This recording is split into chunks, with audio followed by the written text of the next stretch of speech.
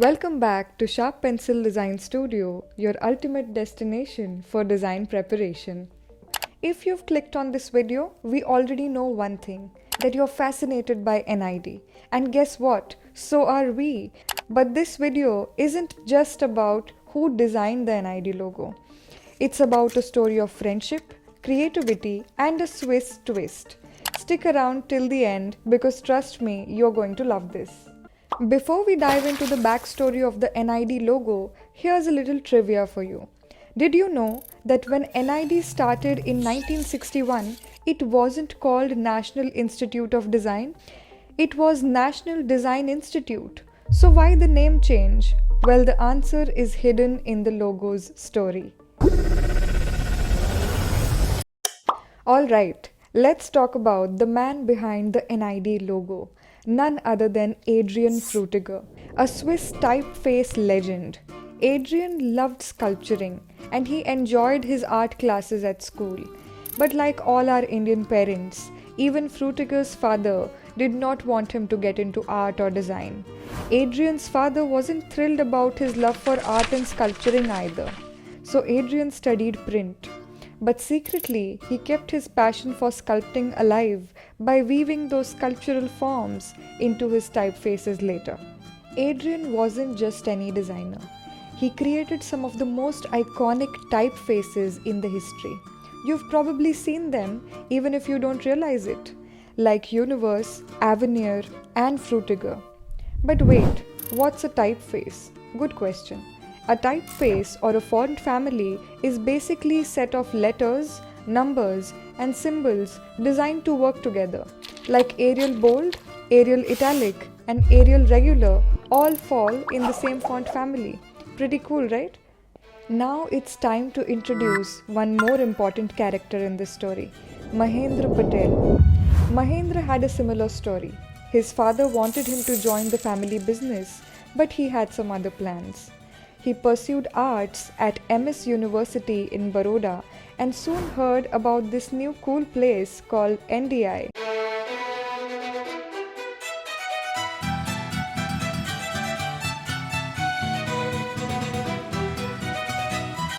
Fast forward to his interview with Gira Sarabhai. Yes, the sister of Vikram Sarabhai, the man who basically helped launch India's space program. Mahendra was in, and his dream design journey at NDI began in 1964.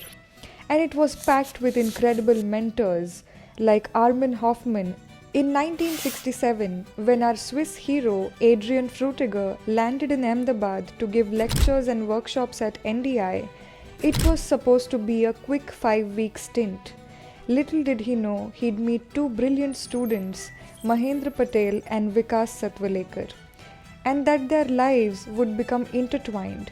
Adrien was commissioned to design the modern Devnagari typeface.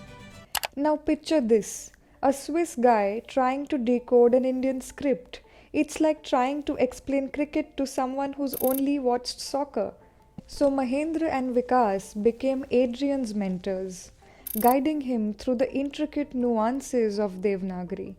Together, they developed a typeface inspired by Adrien's Univers font. This collaborative experiment marked the foundation of the modern Devnagari typeface which we recognize today. They paved the way for future designers to refine and enhance the script over time. I feel this experience had a lasting impression on Frutiger. He mentioned in his book that once when he was at NDI, he first learned about the school's vision. Naturally, the question came up, how does one visually represent such a vision? As we already know, Adrien always dreamt of being a sculptor. And in his eyes, letters were never just lines or shapes.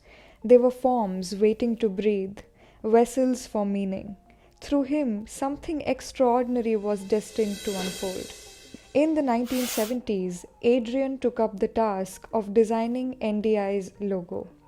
First, the design's ingenuity lies in its interplay of positive and negative space. Observe the N, I, and D. They're not merely characters, but elements that interact like players in a visual drama. The dot above the eye transforms into the head of a figure, while the vertical stroke of eye acts as the body. Together with the curves of D and diagonal lines of N, the logo becomes more than typography. It becomes human. It suggests a scholar standing tall, proudly adjusting their graduation cap. But typography alone doesn't create a story. The story of this wordmark, I suspect, is deeply rooted in the collaboration and cultural exchange. When Adrien visited India and worked on the Devnagari typeface, he realized that typography is not just about design, it's about understanding a culture, its script, and its rhythm. It was Mahendra Patel, his dear friend and collaborator, who guided him through the intricacies of Devnagari. He taught him that Indian design is deeply intertwined with storytelling, and that every shape and curve carries a meaning beyond its form.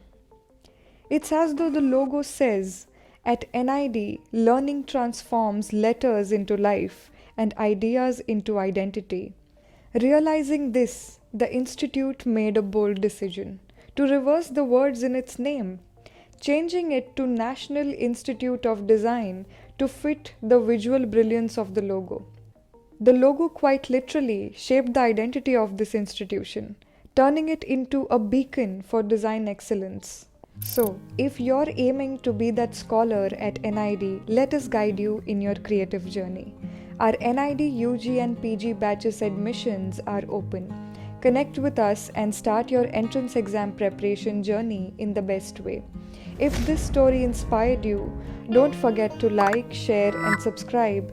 Let us know in the comments which design logo inspires you the most. We'd love to hear your thoughts. Thanks for watching. See you next time.